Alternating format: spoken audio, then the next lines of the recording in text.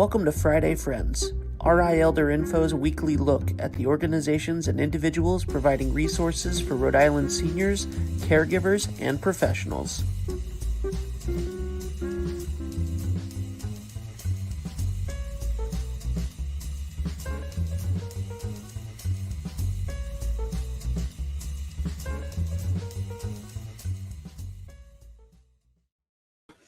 Good morning, everyone. Welcome to Friday Friends.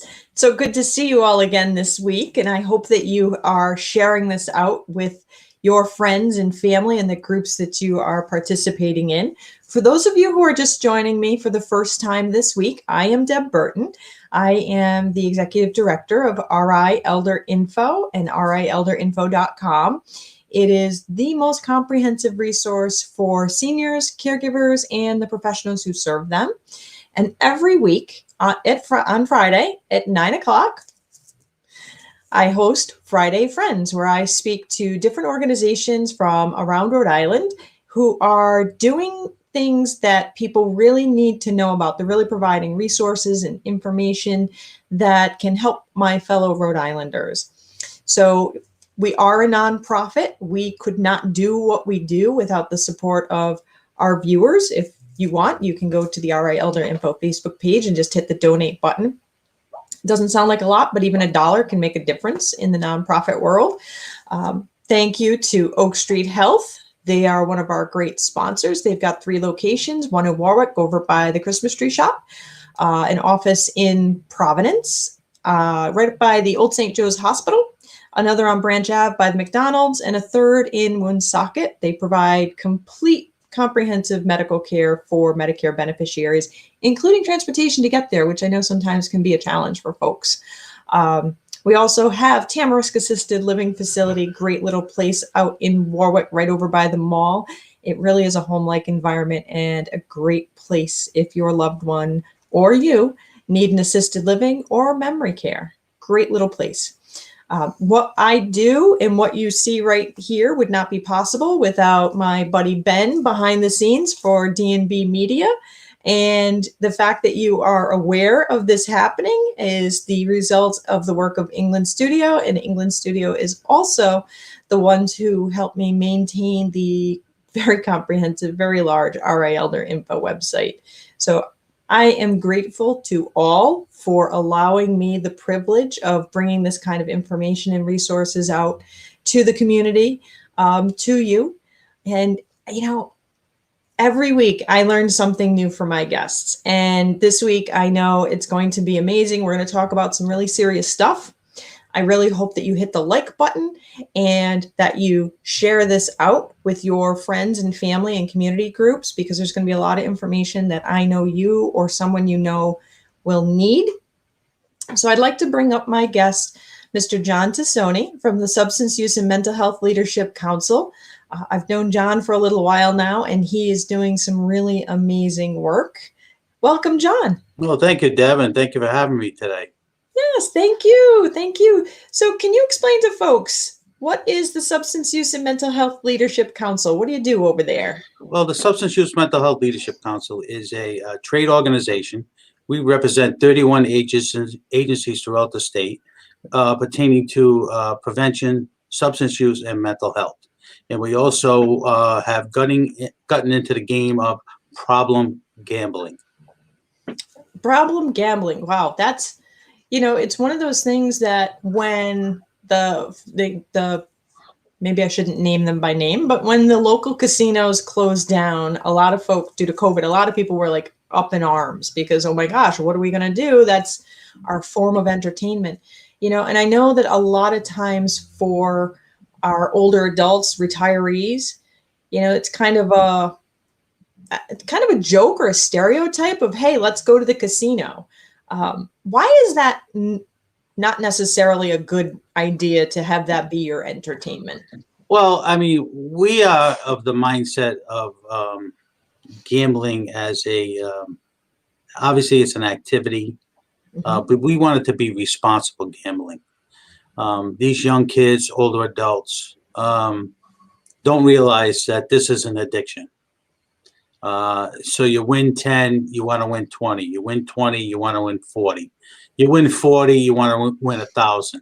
And it keeps going on and on and on. Since the pandemic and since the legislature came out with this app that you can download to your phone if you go to Twin River, you only can get it if you go to Twin River. That app now is causing a huge amount of problems throughout the state with our young folks and our older folks, because you don't have to leave the comforts of your own couch to place bets anymore. And that is a problem, because what we're finding out, because of the pandemic, people are locked down, their activity resources are limited, and they get on the phone and they start gambling, and get on the computer and they start gambling. And when they finally figure it out, that they're thousands upon thousands of dollars in the red. And that seems to be a big problem. And we've had a number of calls here at the Leadership Council pertaining to problem gambling, that kids have downloaded the app, used their parents' credit card, and now the parent gets the bill the 1st of the month, the 10th of the month, and they see $800, $900, $1,000, $10,000, and $20,000 on their credit cards, and they're in shock, because obviously they didn't do it. Little Johnny did it because he didn't really know how to do it and when to stop. That is a problem. Yeah. That is a problem. Yeah, and I can see that. And, you know, it's interesting when you're saying, you know, it can have huge financial consequences. You know, we don't often think about as we get older and, you know, we just drop, say, 10 grand at a local casino. What happens if we need long-term care? We need to provide we need to receive services in our home in order to remain independent, and we just lost 10 grand. And not only that, if it's as an addiction, it's something that will drive you to lose more. Right. You know, and hearing that ching, ching, ching, ching, ching sound of, you know, the casino might be more alluring to someone who's addicted than actually being able to go buy groceries. Correct. Yeah. Correct. Now you got to pick between the app, groceries, prescription drugs, heat, electric, and your mortgage. Yeah. So what do? I mean, it's a shock. It's a shock when you really don't realize how much money you're gambling on the computer. Yep. Actually, it's a lot of it is overseas. And it's attached to your credit card. And you may think, oh, well, I lost a couple hundred. Next thing you know, you lost a couple of thousand. Yeah. And it's not funny. It's not funny. Now, obviously, if you've got expendable income, that's your prerogative, what you want to do with it. Mm-hmm. But when you're cooped up in the house for as long as we have been cooped up with this pandemic, you know, people just say, hey, well, you know what, maybe if I play, I might be able to get out of this housing location that I'm at, and I can buy a house if I hit it big. But you know what? It's not planned to be big. It's planned to take your money. Yeah, it's enough to keep your brain excited about it. But let me tell you, the people on the other end of that app, the people who are in the offices at the casinos, it is a business. Mm-hmm. And businesses are in it to make money. It is designed for you to not make money. Yeah. And I think sometimes that could be forgotten, and it can be, you know, from a general population standpoint, you know, you go out there once or twice a year kind of thing. And it's like, well, yeah, you know, I dropped $100, but maybe I won 110. So we'll be like you're ahead a whole $10. Okay. Right. But, you know, then you think, oh, maybe I can do it more. And then for some people, it triggers that addiction, and it doesn't turn off without help. You know, with COVID, so many things have been upended in our lives. What other kinds of things are you noticing taking place in addition to the ability to gamble freely at home? Well, I think that you bring up a good point. Number one, this COVID thing, it doesn't look like it's going to go, even though they're relaxing the regulations towards the end of May, which they announced yesterday.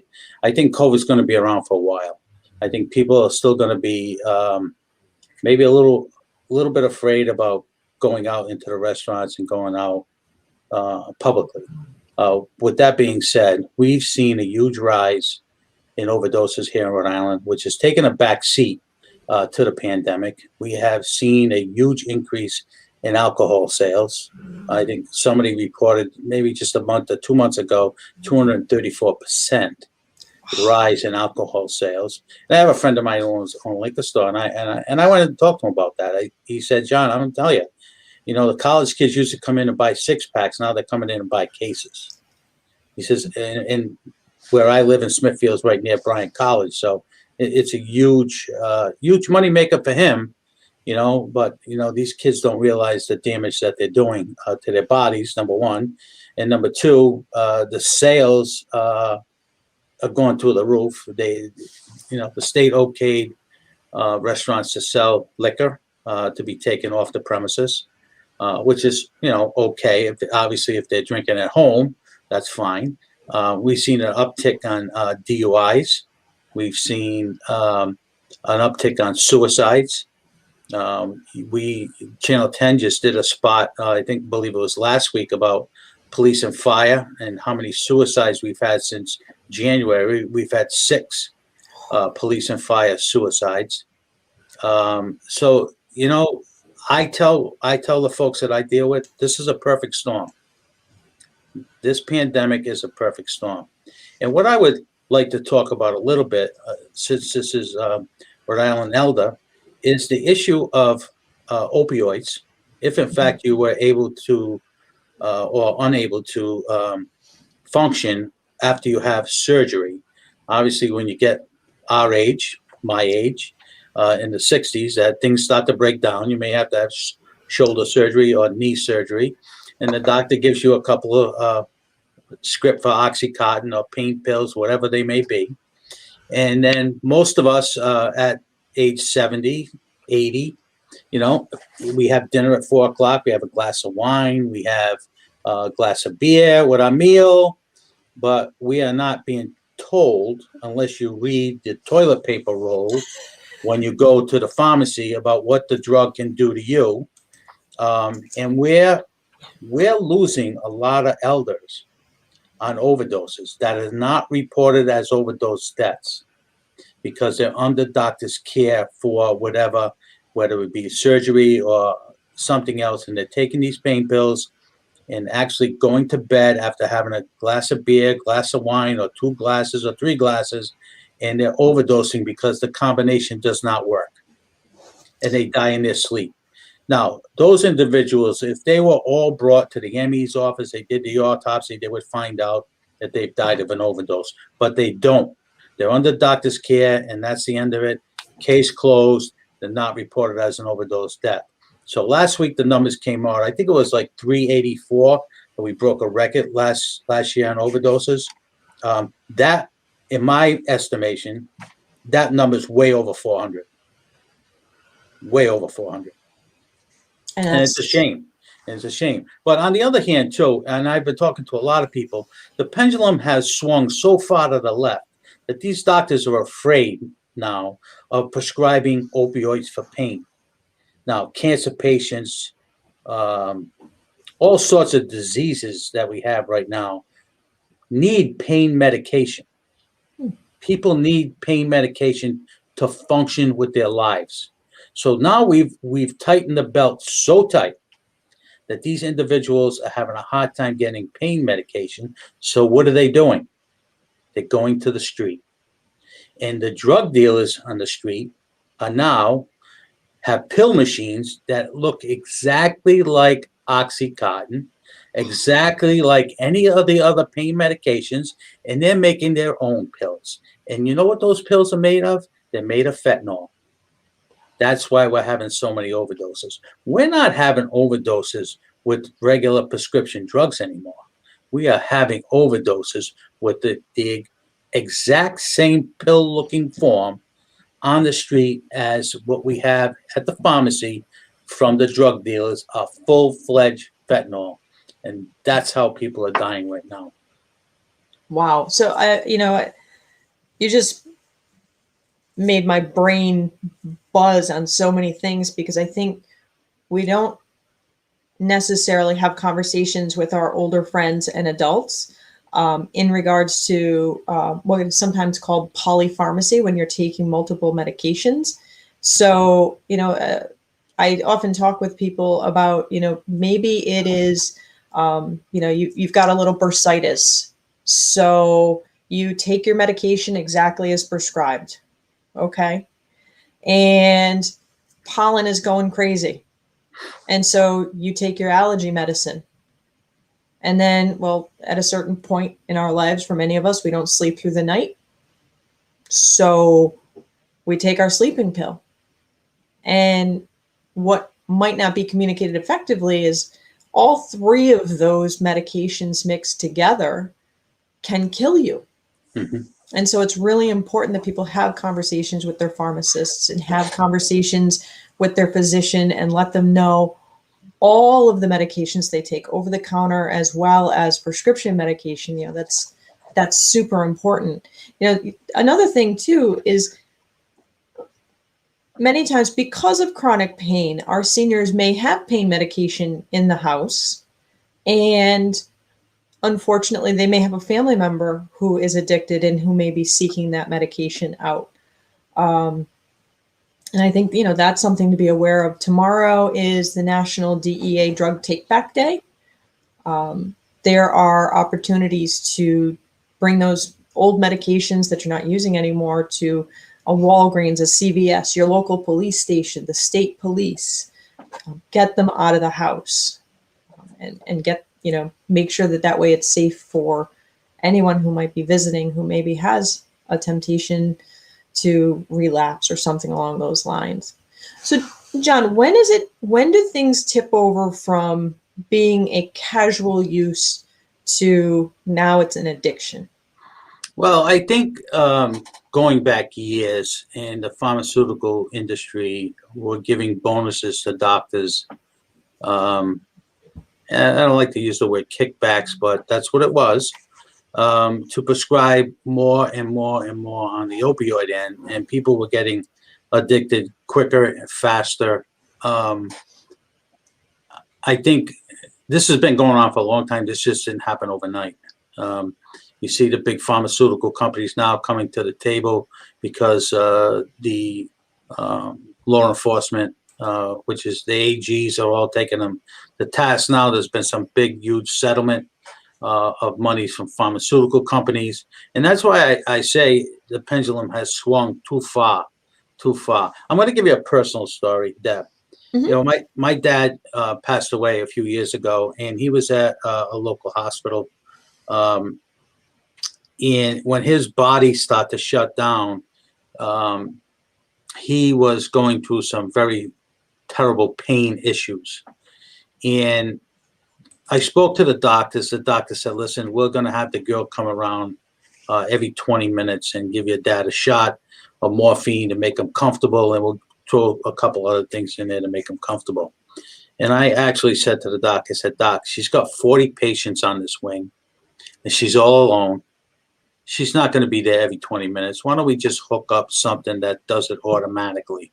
So they took my advice. There was two doctors, one young man and one older doctor. So they took my advice and they put him on a machine. And I'll use the analogy, the machine went from 1 to 10. So they had him on 1. And then my father started to get progressively worse. And then I actually took both doctors in my father's room and I said to both of them, guys, would you want your father to die like this? Would you want to see your father in the bed flopping around like a fish out of water because he's in so much pain? Please give him more medication and make him feel better.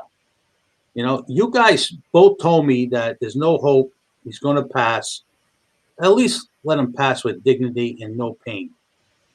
Well, the conversation happened. I started to get more irritated as I see my father didn't deserve to go like this. And they went up to 2 on the dial, 1 to 2. And I said to the guys, I said, listen, Doc, I said, he needs more than that. I said, you raised the rate 50%, he needs more than that.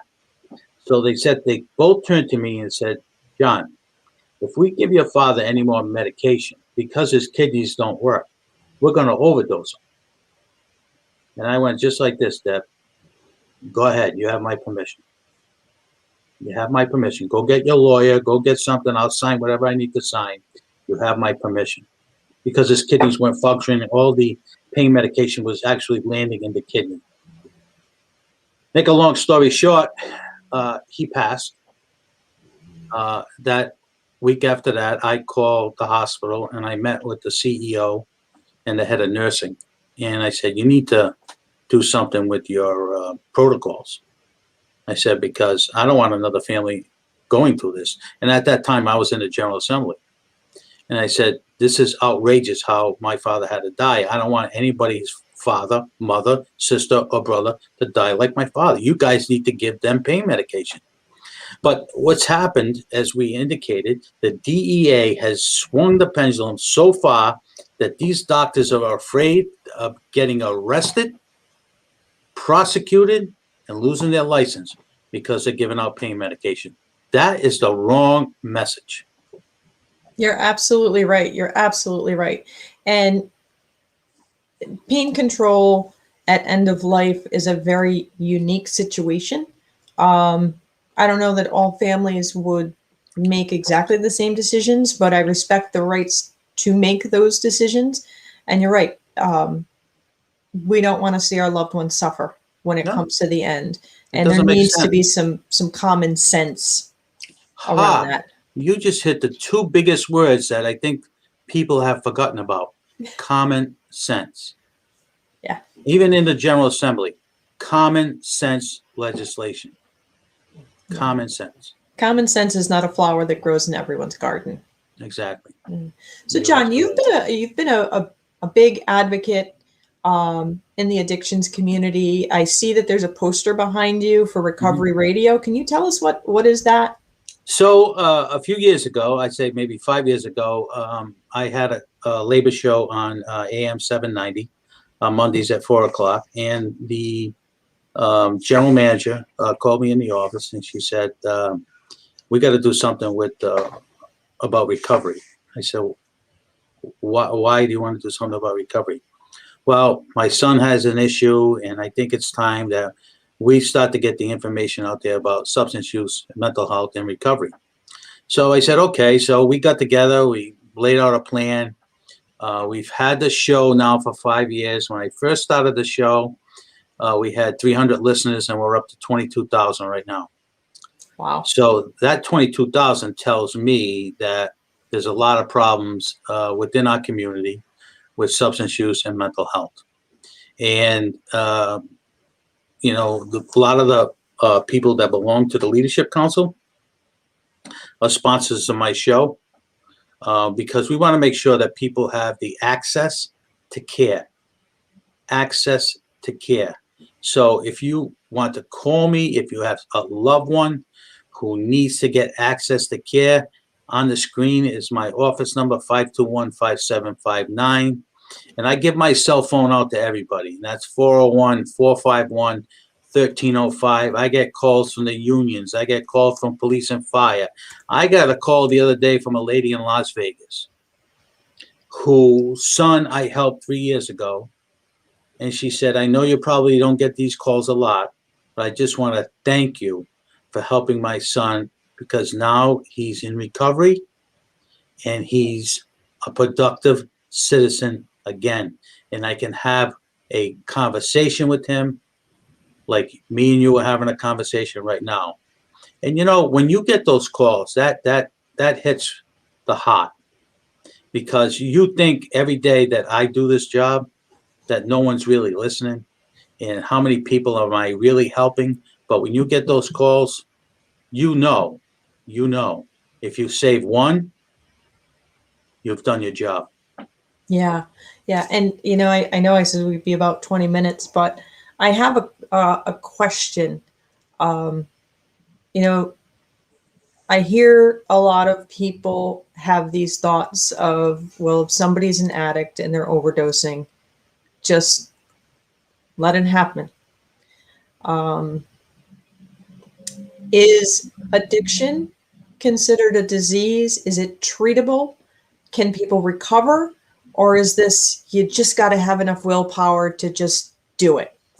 So you just indicated you saw that poster in back of me, and that poster in back of me says recovery. There is hope in recovery. I've seen a lot of people get treatment, get help.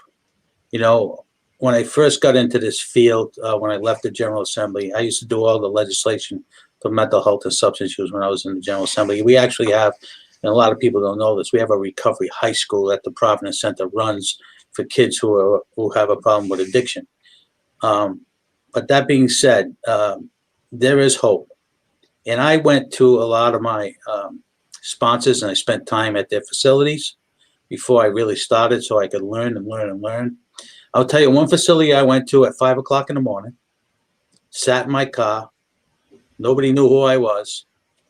There's no signs of anything on my car. I had a coffee, and I was amazed. The people that went in to get treatment at 5 o'clock in the morning, Mercedes-Benz, Cadillacs, BMWs, trucks, Porsches. People think that it's just the kid who's on the street and it's all dirty and think he's a drug addict. Let me tell you something, folks.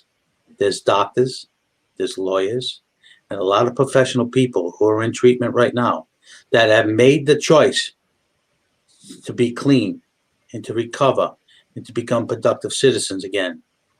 We're not going to save all of them, Deb, and you know that and I know that. But let me tell you something. Damn it, I'm going to try to save all of them. The successes outlast the bads. And, as long as I can do the job that I'm doing and try to save people, I'm happy with that. I can put my head on the pillow at night. That's amazing. And, having met you out in the real world, not just in this cyber world, I know that you not only talk the talk, but you walk the walk. And you're right. I think there are a lot of folks that maybe we can't reach, but that doesn't mean we don't stop trying. That goes to a whole host of things, like the homeless people. People say, why are you wasting your time with those people? Well, let me tell you, folks, those are human beings. They could be your brother, your sister, your mother. All it takes is the bulk of the people in Rhode Island are one paycheck away from getting in serious trouble. One paycheck. Now, God forbid we didn't have the stimulus package. I'm going to tell you something. We would have been up the creek with no paddles for a lot of these families. And the halter on the issue of paying rent, taking a step back, this is, again, perfect storm. We're not going to save everyone. I run fundraisers all the time in my community for Harrington Hall, which is a men's place where they housing for men. And I talk to those guys, and they're all decent gentlemen. And they've just come upon bad luck, whether they lost their job, they got divorced, or something happened in their lifetime. But they're not bad guys, and you say people, there's good and bad in every professional career. There's bad politicians, there's good politicians. There's bad radio talk hosts, there's good radio talk hosts. So you can't paint everybody with the same brush. And people don't wake up in the morning saying, listen, I think I want to be homeless today. Or I think I want to be an alcoholic today. Or I think I want to be a drug addict today. That doesn't happen. It doesn't happen. Yeah, and you're right. And although, we're not totally talking about homelessness, but that does go a lot of times along with mental health and addictions and that kind of thing. And even if the and I'm not trying to imply that all homeless people have addictions issues or mental health issues, because that's not true. That's not true. When you have a conversation with someone who is living in their car and you say, you know, why don't you have an apartment? Why don't you have a house? Because I can't drive an apartment and I can't drive a house to get to work. If I don't pay for my car, I don't eat. And so, yeah, this whole economic situation due to COVID has been horrific for a lot of people. And, you know, thank God for the stimulus and the different types of programs that have been out there. Right now, we do have the eviction moratorium going on. For some landlords, that's a problem when they're not receiving rent, because they too have to pay their mortgages. So there needs to be definitely some more work on that. But that's a whole other conversation for a different day. Right. There was a question that popped up in the comments. I don't know if you feel comfortable asking. For your dad, when it was his end of life, was he on hospice? Well, that's another story. So at 7:30 in the morning, and it was on April 8th. He's passed 4 years ago now. 17. The doctors took me in a room with my two brothers and my sister and my mom. And they said, you know, his dialysis is not working anymore. His kidneys have totally shut down. And when we do dialysis, the reason why we took him off is because his heart was failing. So his body was breaking down. So we met with hospice, okay? I signed all the paperwork. I was the caregiver, you know, because my mom was elderly also. But, you know, I'm like the captain of the ship. So I signed all the paperwork, and hospice was supposed to come at 10 o'clock in the morning. They didn't show up at 10 o'clock, so I called. I said, you know, what time are you guys coming?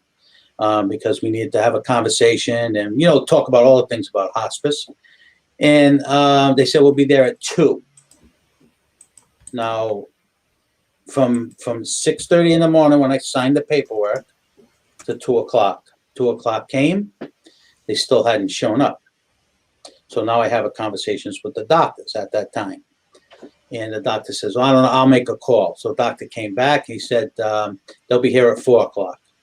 So now all that time, 7 in the morning, 6:30 when I signed the paperwork, still not there. So the whole scenario, I can remember, is like it right in front of me right now. Started to get worse, and that's when I had conversations with the doc about the morphine and everything. He passed at 6 o'clock on the dot. So my family, we did our thing. I stayed with my father. I called the funeral home. I had everything all arranged prior to that. And I went around, and my father had passed, and he was in the bed. I went around to the nurses, and I thanked every one of them. I thanked the doctors, and that's the type of guy I am. You know, at that time, I was still in the General Assembly then. So I'm leaving. I'm talking to the doc. I'm leaving at 8 o'clock. They had just taken my father down the elevator. Who comes up the stairway off the elevator is hospice at 8 o'clock. Oh, you must be John Tassoni. I said, yes, I am. I said, and who may you be? So she tells me what agency she's with. She said, well, I'm here to talk to you about your father. I said, really? She said, yeah. I said, well, you probably just missed him. She said, what are you talking about? I said, he's dead. I said, I suggest that you get on the elevator and go back to your facility. And this is not the end of my conversation with your facility. So we had the funeral, went back into the General Assembly, and I asked the Senate President who the lobbyist was for this particular place, and he told me. So I met with the lobbyist. Like I'm talking to you, I explained it to them. He said, oh, this is not good. I said, no kidding. He said, we're going to have to meet with the director. I said, that's a great idea. So met with the director. She had a nice lunch for me, right? And I told her, I said, Miss, I said, we can settle this here, or we can settle it on Benefit Street. She said, Benefit Street? I said, yeah, when I sue you. I don't need the money. I don't care if I make $10 million. I don't care. But no person should die like my father died. And no other family should have to go through what I went through. So I told her what I had to tell her. So she said, let me look at the paperwork. And then I will call you back and we'll have another lunch. I said, you do that. I said, I'm not going to go to the lawyer yet because I got 3 years to do it. So I'm not in a rush. A couple of weeks later, she calls me up. I go in. She's looking at the paperwork. She said, I am so sorry. I said, what do you mean? I see that the hospital called us at 6:30. I see that you signed all the paperwork at 7. I see the time that our person arrived. I am so sorry. I said, that doesn't fit it. We need to change your protocols right now. So again, I'll reiterate, we can settle it here in your office, in this conference room, or we can settle it on Benefit Street. But I'm going to tell you, if I go to Benefit Street, me and you are not going to be talking anymore. So I met with them quite a few times to review their protocols. I put a letter together to the Providence Journal after that. And I hopefully today, the protocols are still in place because there was no communication between 6:30, 7, and 8 o'clock at night. None, zero. But to me, as you know, my family wanted to sue badly. And I said, listen, I'm not going to regurgitate this whole episode, you know, on the stand, any place else. I don't need the money. You don't need the money. Now stop it. And that's how that happened, along with the hospital changing their protocols. So I think I did something good. I mean, when I go upstairs, he'll tell me whether I did a good thing or not did a good thing. But, you know, I mean, listen, enough with the nonsense. You know, people should die. If they're going to die, they should die with dignity. And people should respond when they get a phone call about people needing help. The worst thing I find in government and professional business right now is the communication end of it and people getting things done and get it done right. And that's my story, Deb, and I'm sticking to it. And I appreciate you sharing your story. And I'm sorry that that was your experience with hospice. You know, let me interrupt for a second. I'm not sorry that it happened to me. I'm sorry it happened to my dad, but I think I made a difference for a lot of Rhode Islanders. That's what I was just about to say is, your dad's experience is something that has improved the lives or end of lives for many other people, I'm sure. Yeah. And, you know, it goes back to pain medication has a place and it can be used appropriately. And we need to make sure that it has some common sense. You're 100% right. We have a piece of legislation that I'm hoping to try to get through the General Assembly in Rhode Island that hopefully will go to the rest of the country once we get it. I had some good feedback from the General Assembly. It actually passed out of the Senate. We made some amendments to it. Now it's over on the House side. So hopefully that the House will take it under advisement. You know, obviously they're on break this week, but the push comes after break and see if we can get this done for people, you know. That sounds great. Enough with the pharmaceutical companies, enough. Yeah, amen to that. Yeah, absolutely. So John, is Substance Use and Mental Health Leadership Council, is that a nonprofit? Yes, we are a nonprofit. We're located at 200 Metro Center Boulevard in Warwick. We're in Unit 10. You know, if you feel as though that you'd like to make a donation to us, you're certainly welcome to do that. It's on the nonprofit list. And we do a lot of trainings for people who need the licenses and stuff to work in the mental health and substance use area. And that's our main focus. And we're an advocacy group. And we, I tell my friends in the General Assembly, you thought I was a pain in the neck in the General Assembly. Now I'm worse of a pain in the neck on the outside. Because I don't have to listen to anybody. My drive is to help people and hopefully people listen when that old saying, when E.F. Hutton talks, people listen. Well, people are starting to notice when John Tassoni talks, you better start to listen.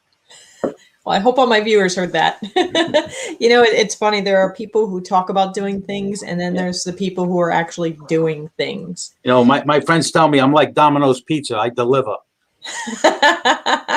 That's good. So if one of our viewers or one of their family members are having, issues regarding substance abuse or gambling or other addictions type issues, can they reach out to you directly? Is that okay? Absolutely. Either my Okay. office at 521-5759 or my cell phone, which is 401-451-1305. My cell phone's on 24 hours a day, 7 days a week.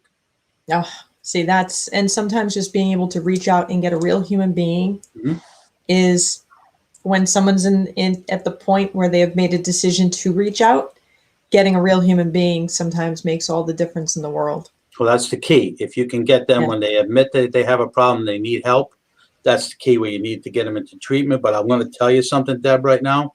We are very, very overstocked. We don't have enough beds in Rhode Island right now for people with substance use issues. And that's very scary. Yeah, I 100% agree with you on that.